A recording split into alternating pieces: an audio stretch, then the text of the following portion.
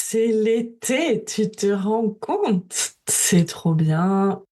Bon, il a pas super bien commencé parce qu'il a pas non plus énormément fait beau, mais qu'est-ce que t'as prévu?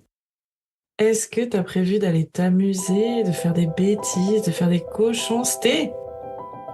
Sexpense, le podcast qui pense à ta sexualité, qui pense ta sexualité et qui expanse l'univers de la sexualité avec toi. Chaque semaine, on va explorer la sexualité alternative en parlant BDSM, fétichisme, libertinage, au travers d'interviews, de mes expériences personnelles, d'histoires érotiques. Cette semaine, j'ai envie de te parler de vacances, de tourisme sexuel, de qu'est-ce que l'on fait pour s'amuser, pour se déconnecter, pour se reconnecter à soi, se détendre, prendre du plaisir et juste kiffer la vie en fait. Moi, je suis allée en vacances pendant une semaine cet été et c'était juste oufissime. J'avais jamais fait ça et en fait j'ai trouvé ça trop bien. On s'est retrouvés sur un terrain, gîte et tout, à une centaine de personnes et on s'est amusé. Il y avait plein d'ateliers qui étaient proposés, il y avait plein d'animations, on pouvait rencontrer les gens librement, on pouvait se balader à poil, on pouvait faire tout ce qu'on voulait tant que c'était dans le consentement. J'ai trouvé que l'organisation était vraiment top parce que il y avait vraiment des étapes à franchir avant d'être en mesure de s'installer, en mesure de profiter du moment. Et on a fait des trucs de ouf. J'ai découvert des trucs de ouf. J'ai même fait mon propre martinet pendant les vacances. C'était super. Et du coup, pendant une semaine, c'est déconnexion totale, amusement, tout. C'est dépaysant. Et après, c'est dur de revenir à la réalité. En vrai, c'est un peu comme quand on fait un festival, un Burning Man ou autre. Il y a un moment où on est tellement déconnecté, on est tellement bien que revenir à nos responsabilités peut être dur. Donc moi, je te conseille de prendre quelques jours après ce genre d'événement pour redescendre. Parce que revenir de but en blanc à ta vie d'avant, de tous les jours, ça peut, ça peut être difficile. Mais il y a plein d'autres choses que l'on peut faire pendant les vacances pour érotiser ses vacances, érotiser son séjour, son voyage. Le plus classique, c'est d'aller sur des plages naturistes, dans des camps de naturistes, des campings dédiés à ça, où du coup tout le monde se promène à poil, tout le monde est tranquille, pas de marque de bronzage, on peut reluquer tout le monde. Bien entendu, il y a un comportement à avoir qui fait qu'on voit bien qu'il n'y a pas de mort à la faim qui vont être là à baver sur tous les petits culs et sur toutes les poitrines. Mais il y a un côté décontracté qui se sent dans ce genre d'endroit et c'est sympa parce que ça ramène aussi à une condition assez pure et naturelle de l'être humain qui est de profiter juste de la vie, de son corps et d'exister comme ça, sans obligation de rien, toujours dans le consentement. Il y en a aussi qui vont au Cap d'Agde.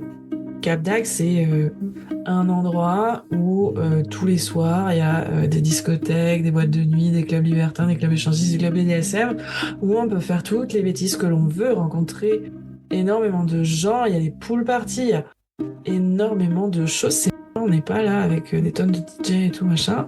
Il y a un côté beaucoup plus érotique au Cap d'Agde, où on va vraiment pouvoir faire des pool parties tous à poil, des partouzes, des clubs où on va découvrir des jeux, énormément de choses. Après, on peut aussi aller à l'étranger, découvrir comment ça se passe. Typiquement, quand on va à Paris, déjà, il y a beaucoup de touristes qui vont voir Pigalle parce que c'est le quartier où il y a tous les sex shops et plus tant que ça de peep show, mais il y a quand même pas mal de choses là-bas. le Moulin Rouge, forcément. Mais dans les autres pays, il y a d'autres choses aussi, hein. Bon, il y en a qui vont aller en Asie, en Thaïlande, au Japon, etc., tenter des choses.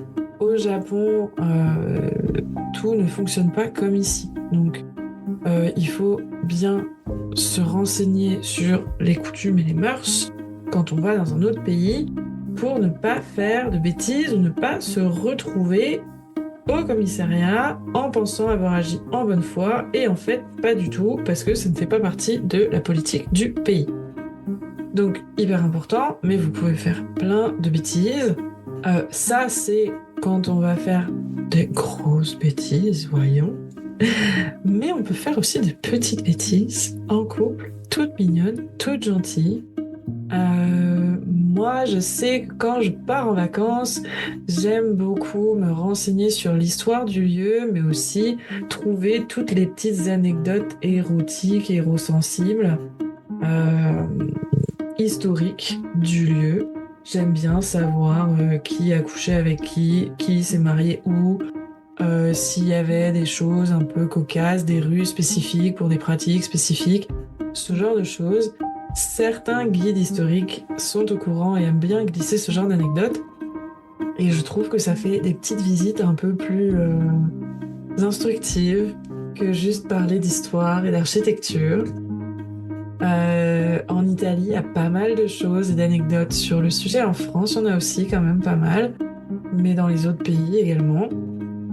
On peut aussi, bien entendu, chercher, typiquement quand on est dans du libertinage ou dans du BDSM, s'il y a des Airbnb type Love Room, type Secret Room, ou des donjons qu'on peut avoir en location à disposition. On peut également chercher s'il y a des soirées dans les endroits que l'on va visiter, tout comme on peut juste tout bêtement choisir une chambre avec baignoire et puis se prévoir un gel douche qui fait beaucoup de mousse ou des boules de bain, une petite huile de massage qu'on aura ou qu'on trouvera sur le lieu et érotiser un peu son séjour, commander du champagne, des fraises, du chocolat, tout ce que vous voulez qui peut rentrer dans les idées que vous avez de l'érotisation des séjours, dans l'idée de vraiment faire de vos vacances un moment à part. Vous allez me dire, ouais, mais quand on a des enfants, c'est rigolo, quoi.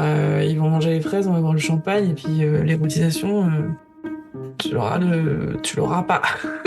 Vous pouvez très bien organiser vos vacances de façon à ce que vos enfants aient des activités et que pendant que vos enfants ont des activités, vous pouvez faire des bêtises. Vous pouvez également tout bêtement vous prévoir non pas de partir toutes vos vacances avec vos enfants, mais de les laisser chez papy mamie ou chez tata tonton quelques jours et ça vous fait un moment, un week-end à vous deux. C'est hyper important dans le couple, quand on est parent, de ne pas oublier qu'on est un couple. Donc, se prévoir des vacances en famille, bien entendu, mais des moments entre amants, couple, c'est hyper important et ça va redynamiser aussi votre intimité et l'espace que vous vous autorisez entre vous. Donc, je ne sais pas où est-ce que vous êtes partis, j'espère que vous avez du soleil, j'espère que vous profitez bien de cet été, de vos vacances et que vous allez vous amuser. Moi, en tout cas, je vous souhaite un bel été et je vous dis à la semaine prochaine. Si ce podcast te plaît, je te propose de laisser des petites étoiles parce que ça m'aidera à gagner en visibilité et faire en sorte que d'autres personnes qui sont intéressées par les mêmes sujets que toi puissent entendre ce que j'ai à partager sur ce podcast.